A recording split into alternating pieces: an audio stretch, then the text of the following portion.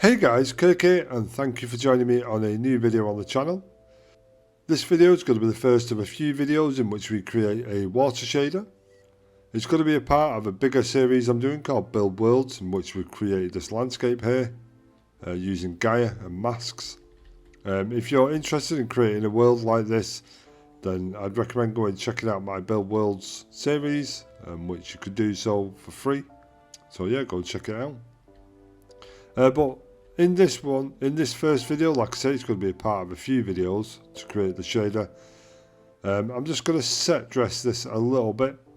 By set dress, what I mean is make sure I've got some bookmarks set up with cameras. I'm going to use the modeling tools to create the meshes for our stream or river, if you like. As you can see, I've been in here with the landscaping tools and created our river, if you like, or our stream in the landscape here. I've chose a good area here. It's got a bit of a composition to it, like with that mountain range there. You can see the sky clearly if you want some nice sky effects. We could just create, like, there's a good composition here. You know, it's just about finding the right place. But yeah, like I say, in this video we're just going to use the modeling tools and set up our meshes. If you already have a scene set up and you just want to make the water shader itself, then you're free to skip this video and come to the next one, in which we will be starting to create the shader. But like I said, I just want to set some camera bookmarks up here for some good composition, use the modeling tools and set up our planes and our meshes for the river itself. Okay, so what I want to do first is set up some camera positions on our scene, in which we can get some good compositions. And of course I'm going to set this one up first, because this is about a good composition. So I'm just going to hold left control and 1. Let's set our first bookmark. I'm going to move over here a little bit and do it like this, and left control and 2, and this is setting up our bookmarks, our camera bookmarks. And I'm going to do about this, left control and 3. And I want one here on this bit of a bend, left control and 4. I'm going to do one about here, left control and 5. And I want one about here, left control and 6. And I'm going to have one here which is facing the other way. This is a good composition here, left control and 7. Maybe move down here a little bit to this little bit of a junction. This seems okay. Yeah, do that. Left control and 8. Okay, so I've got 1, 2, 3, 4, 5, 6, 7 and 8. Okay, I'm happy with that. What I want to do now is just go over the modeling tools. This is going to be a basic showcase of the modeling tools. It's not a full-on tutorial over the modeling tools. I will describe what I'm doing to the best of my ability. Well, that's mesh painting, modeling, but I will describe what I can, like I say. But I just essentially want to create this scene ready to whack our material on it. Okay, so what I'm going to use is the React tool here. And this is going to create a plane for us. One thing we do need to take into account is our new asset location folder. If you click on this, you get a drop down menu. You have world relative generated folder, a global generated folder, or a current folder. What this basically means, like this folder I'm in here, important, this is where my meshes will go if I leave it on auto generation. If I set this to current folder and say I come into build world and maybe right click and create a new folder and call it mesh. Right, so double click on that and leave this on current folder. Whatever meshes I create will go into this folder here. But I'm not going to do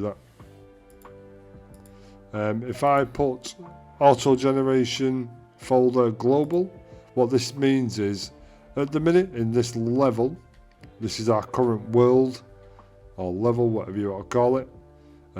If it's set to world relative, that means the meshes we create in this world and this level will only be available in this level.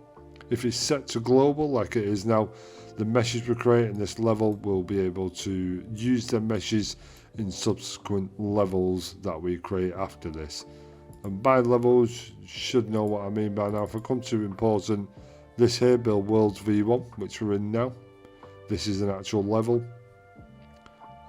So if I set it to global and we say we right click and make a new level, we can use it in that new level as well. Okay, so the output type, we've got static mesh or volume. You can use the volumes. I could probably use that volume for volumetric fog maybe.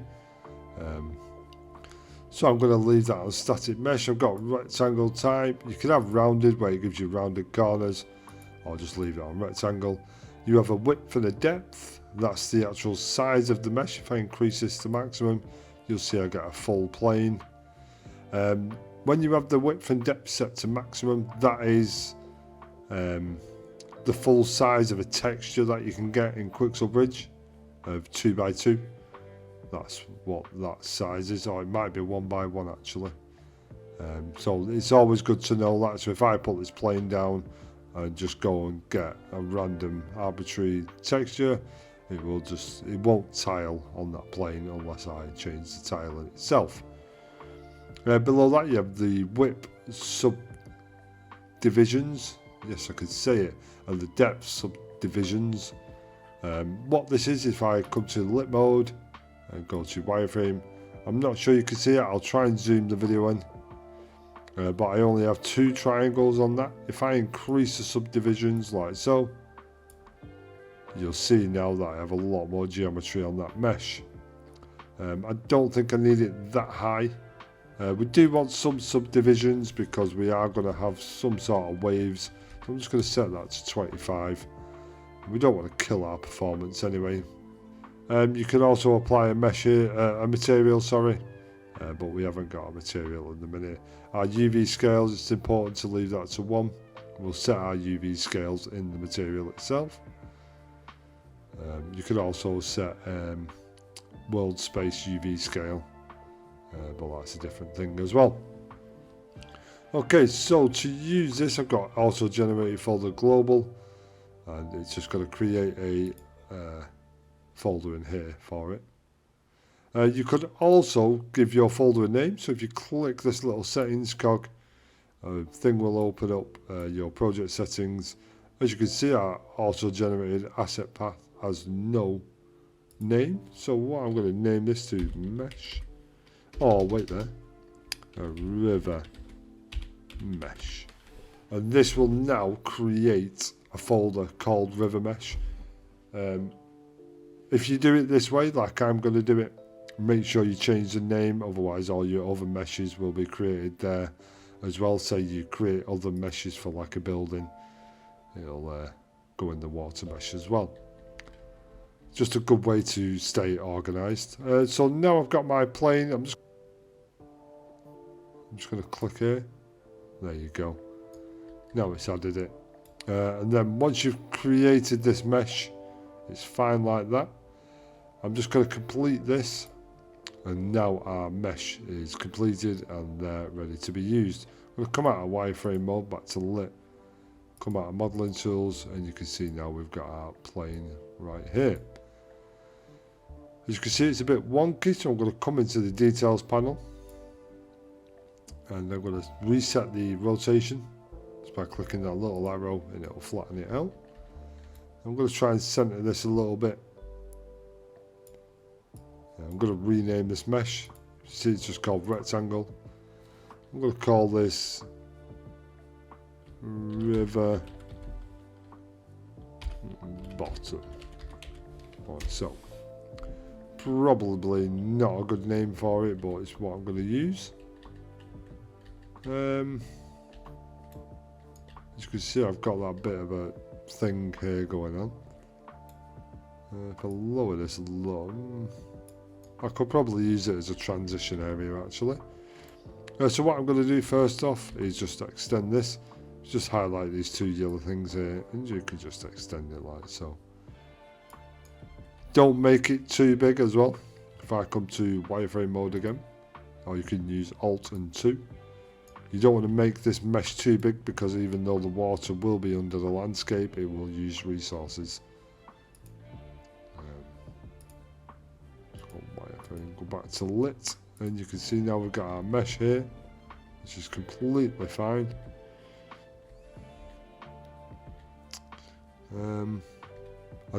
I'm just unsure whether to duplicate this or not. No, I won't. I'm going to come back into the modelling tools and create a new plane. I'm going to get a rectangle again.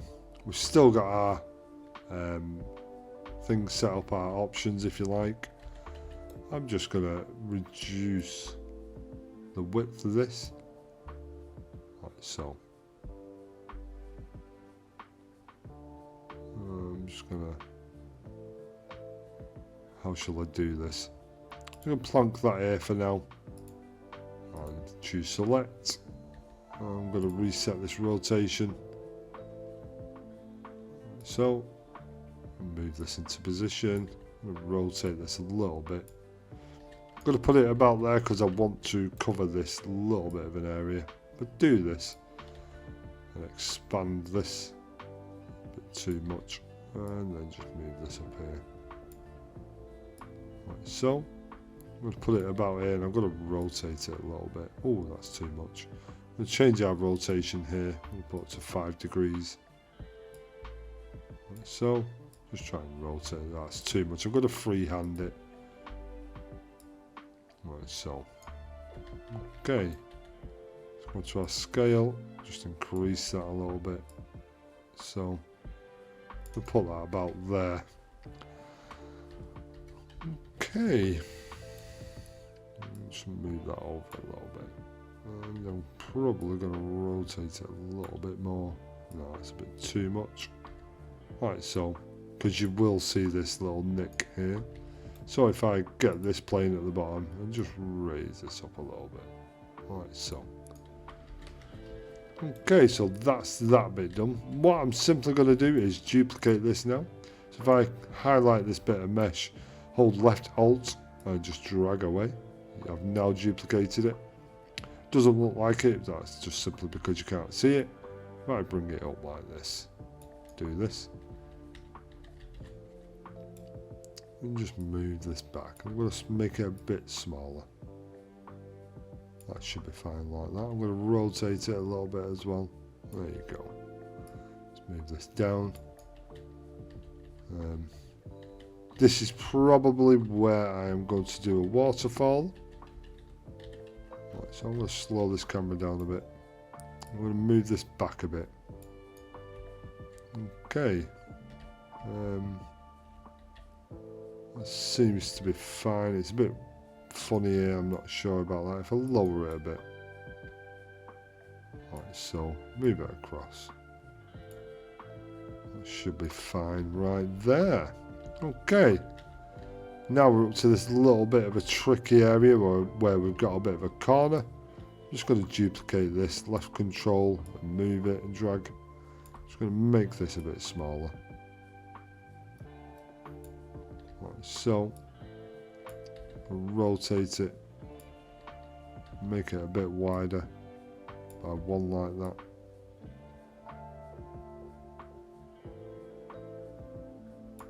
Rotate it this way a bit and lower it down. Okay, have a look underneath. That seems to be fine up to now. I'm going to move this up a little bit like so. The reason I've done that is because we've got this little bit showing here. We can just overlap that a little bit. So if I left Alt again and drag off here, and I'm going to reduce, I'm going to put this like this. And this is just going to help me balance it out a little bit. I'm going to rotate it down like so. Maybe one more, a little bit. And then just raise this up. Just rotate it a little bit more. There you go. Oh no. raise it up a bit more. It's just round here. I don't want this to look silly. But yeah, we've got that set up now. What I'm going to do, I'm just going to duplicate this again. And rotate this over. Like so. Raise it up a little bit. Put it over here. Like so, I'm going to lower that down actually. If I lower this down a bit more, just get it level there. And what I can do now, that's level. You can see we've got this bit of a gap, so we can just come into landscape mode. If it loads up. Like I say, my computer does not like sculpting, landscape sculpting. So with the sculpt tool, I'm just going to lower this a little bit so we can show our meshes off a little bit. Like so. So I mean, this is the power you have with the landscape sculpting tools. There you go. Okay. It's getting to a point now where it just needs to become a bit of a stream. Let's click on that. I don't think we need it that wide. I think that'll do. Right, so I'm going to make it a little bit longer. And then just move it over a touch like this. It just gives us that little breathing space here to create a bit of a waterfall. And I'm going to duplicate that again with left alt and move it up like so. Make it a bit wider.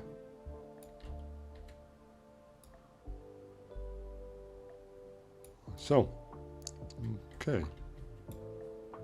Let's have a look here. If I put this here like so, we will be able to see through it, but that's a nice height. Quite like that, to be honest. I'm going to duplicate this again, move it over like this. So, and then just raise this up a little bit. I'm going to rotate it down. Such. Move that down. Okay. You will see these breaks like this. You will see the breaks, but we'll work on that when we come to do the shader. And then I can simply just duplicate this straight up like so. Do that. As you can see there, we do need to create a bit of thing with the... I'm going to save it at this moment. Okay, so that's saved. What shall I do here? I don't know whether to sort this a little bit out and create another bit. No. I'll just lower it. I'll come to the landscaping tools again. As you can see, it doesn't like it. I'm just going to lower this up like so. And that should be fine, like that. And then, oh, that's fine. And I'm going to come out of landscaping mode and get this mesh. I'm going to duplicate this. Like so.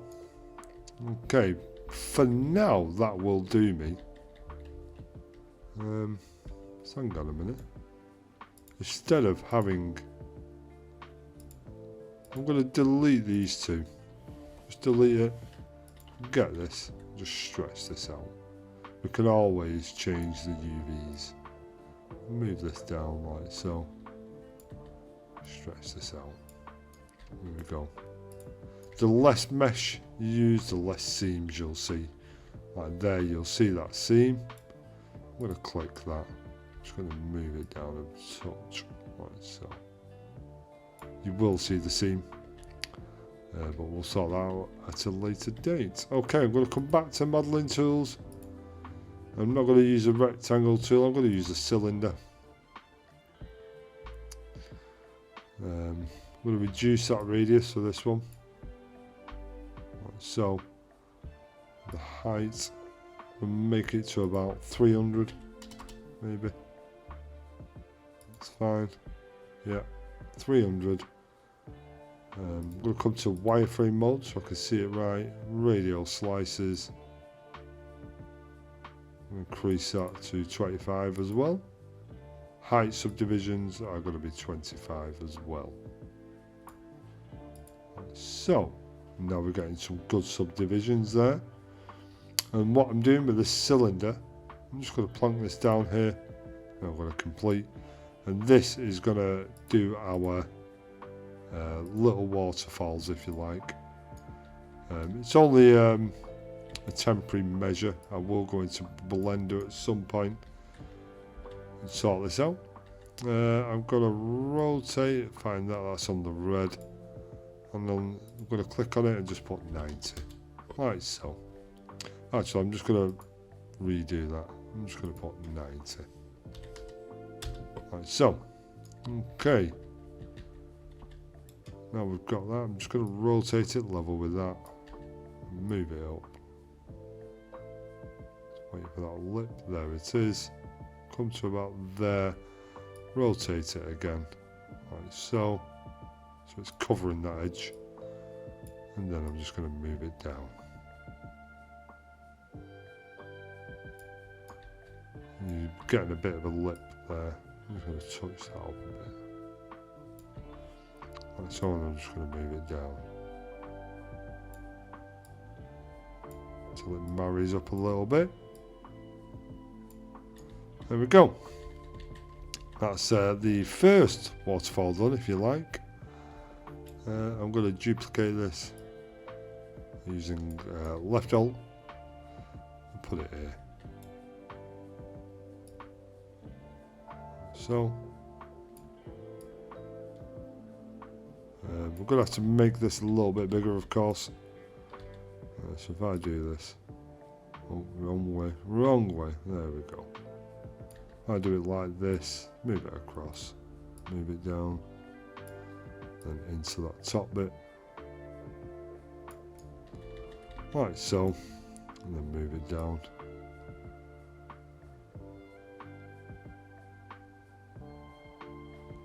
About there, that'll do. Rotate this a touch like that.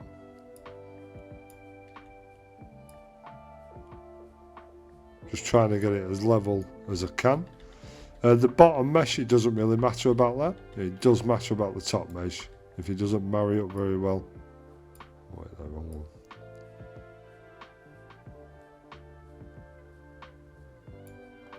Like so. Okay, maybe touch that back a little bit. Is that world relative? No, it's mesh relative. Move that in there a bit.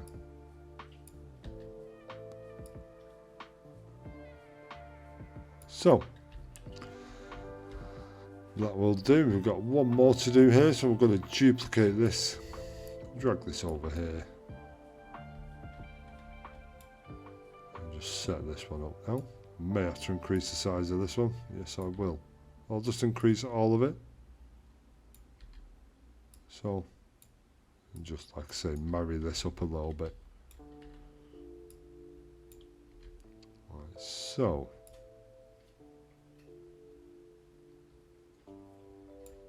I'm going to rotate this a touch. It doesn't have to be perfect, this bit. I do want it to be in line like that. Okay. So we've got our meshes set up, our scene is set up. Our flat meshes, we've got our...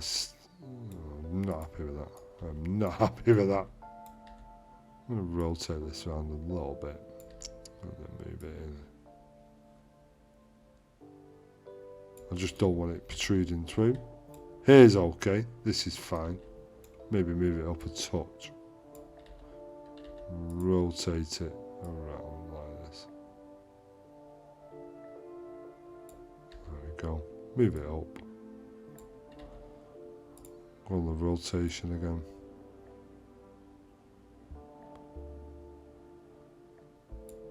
Right, so that's fine. We've got this bit here. It's a bit of a lip, but it doesn't matter. This is only testing. Got that one sorted out. Okay, so 1, 2, 3, 4, and 5. Right, that's our meshes set up, and that is our scene pretty much set up and ready to go. But yeah, so that's it for our scene setup. I'm happy with how that looks. In the next video we are going to start creating the water shader. By the time you see the next video I would have tidied these up, these cylinder things here, and given them their own folder.